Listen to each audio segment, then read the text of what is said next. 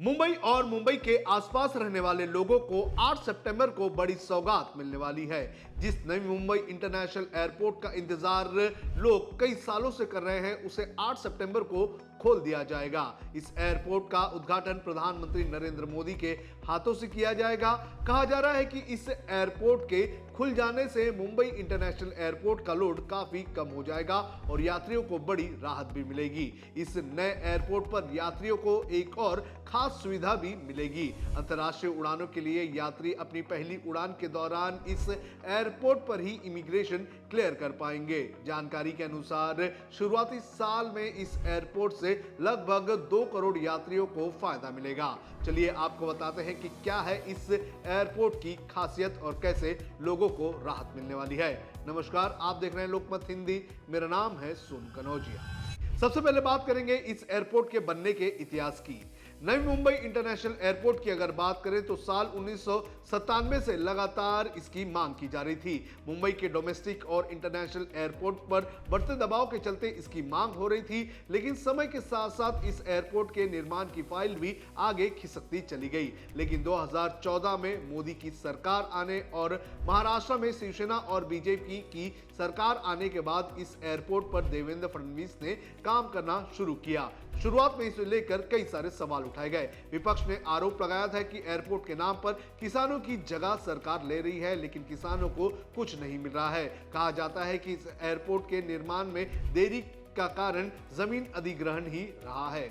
अधिकारियों ने बताया कि मुंबई में 2 एयरपोर्ट होने से बड़ा फायदा होगा। ये डुअल एयरपोर्ट सिस्टम मुंबई को भारत से इंटरनेशनल पैसेंजर के लिए मुख्य प्रवेश द्वार बना देगा। इसी के साथ ही टियर 2 और टियर 3 शहरों को भी दुनिया से बहुत अच्छे और प्रभावी तरीके से जोड़ा जाएगा। इससे छोटे शहर के लोगों को भी अंतर्राष्ट्रीय यात्रा करना आसान होगा।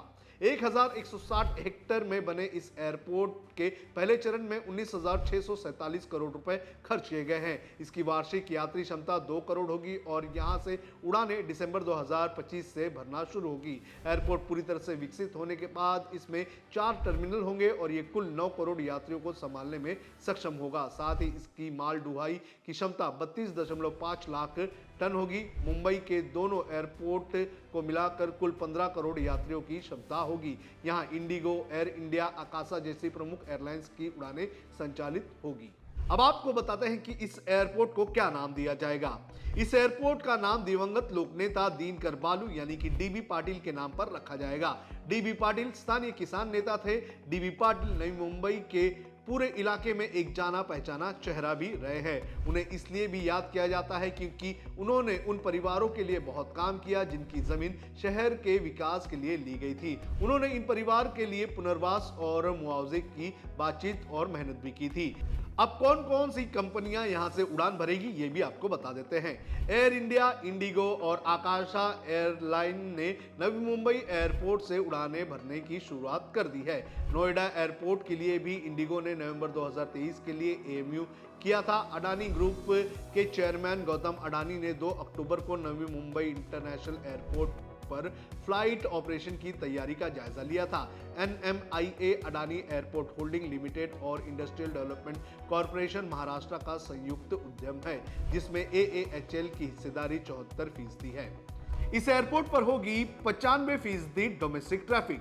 एनएमआईए में लगभग 95% घरेलू यातायात होगा और राजधानी के आईजीआईए में अभी भी अतिरिक्त क्षमता और आगे विकास की गुंजाइश है। इसलिए दिल्ली में निर्बाध घरेलू डी, अंतर्राष्ट्रीय आईडीआई और आई स्थानांतरण के लिए मुख्य ध्यान आईजीआई पर है। आईजीआईए की तरह ही एनएमआईए भी डीडी स्थानांतरण देखेगा। एनएमआईए पर होगी इमिग्रेशन प्रक्रिया।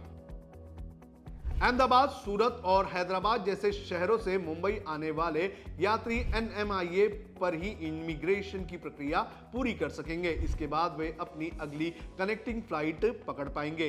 ये यात्रा को बहुत ही आसान और सुविधाजनक बना देगा। ये सुविधा दुबई, दोहा, अबू धाबी या सिंगापुर, चांगी जैसे बड़े इंटरनेशनल हब जैसी होगी। अधिकारियों ने बताया इसमें एक बड़ा अंतर आत्मनिर्भरता का होगा। इसका मतलब है कि ज्यादातर यात्री भारतीय एयरलाइन से यात्रा करेंगे। वे विदेशी एयरलाइंस के लिए सिर्फ यात्री नहीं होंगे बल्कि भारतीय एयरलाइंस को बढ़ावा भी मिलेगा।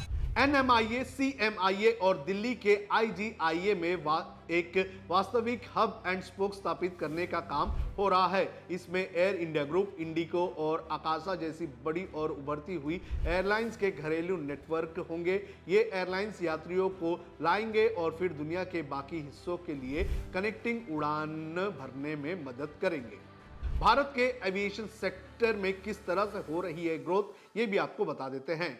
भारत का एविएशन सेक्टर पिछले कुछ वर्षों में अभूतपूर्व गति से बढ़ रहा है। 2014 में देश में 74 ऑपरेशनल एयरपोर्ट थे, जो अब 2025 में 163 तक पहुंच गए हैं। यात्री ट्रैफिक 2030 तक दुगना होकर 500 मिलियन तक पहुंचने की उम्मीद है, जबकि कार्गो वॉल्यूम 3 गुना बढ़कर 10 मिलियन टन तक पहुंचने की संभावना है। इस साल भारत को international civil aviation organisation council में फिर चुना गया है और इसे 2022 की तुलना में ज्यादा वोट भी मिले हैं। ये भारत की वैश्विक सिविल एविएशन में नेतृत्व की पुष्टि करता है। भारत 1984 से इस संस्था का सदस्य रहा है और 81 वर्षों से इसमें लगातार भाग ले रहा है। वैश्विक एविएशन सुरक्षा, स्थिरता और समावेशी विकास में अहम भूमिका भी भारत निभा रहा है।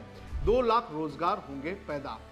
एनएमआईए एक बड़ा कार्गो हब भी बनेगा, जो 0.5 मिलियन टन से बढ़कर 3.5 मिलियन टन वार्षिक कार्गो हैंडल करेगा। इसमें पूरी तरह से ऑटोमेटिक और एआई सक्षम टर्मिनल की सुविधा होगी, जो संचालन को आसान और तेज बनाएगी। इस परियोजना से विभिन्न सेक्टर में 2 लाख से ज्यादा नौकरियां उत्पन्न होने की संभावना है, जिसमें एविएशन, लॉजिस्टिक, आईटी, हॉस्पिटैलिटी और रियल एस्टेट भी शामिल है। तो ये एयरपोर्ट न सिर्फ मुंबईकरों के लिए बल्कि पूरे महाराष्ट्र के लोगों के लिए एक बड़ी उम्मीद बनकर आया हुआ है।